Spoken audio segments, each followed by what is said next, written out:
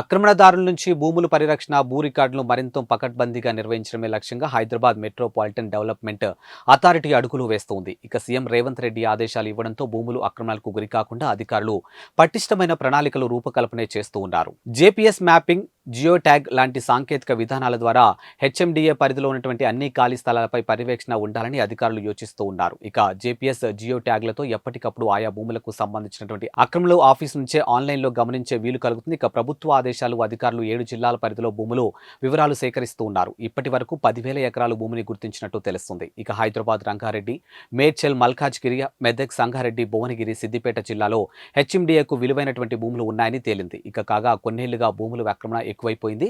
అధికారులకు సమాచారం అంది స్పందించి చర్యలు తీసుకునే లోపే ఆక్రమణదారులు కోర్టుల నుంచి స్టేలు తీసుకొచ్చి ఆటంకాలు సృష్టిస్తూ ఉన్నారు. ఇక దీంతో అధునాతన సాంకేతిక విధానాల ద్వారా ఎప్పటికప్పుడు భూ ఆక్రమణాలను గుర్తించవచ్చని అధికారులు భావిస్తూ ఉన్నారు. కాగా హెచ్ఎండిఏ పరిధిలో ఉన్నటువంటి విలువైన భూముల రక్షణతో ప్రభుత్వం అవసరాలతో పాటు పరిశ్రమలు, కంపెనీల ఏర్పాటుకు అవకాశాలు ఉంటాయి.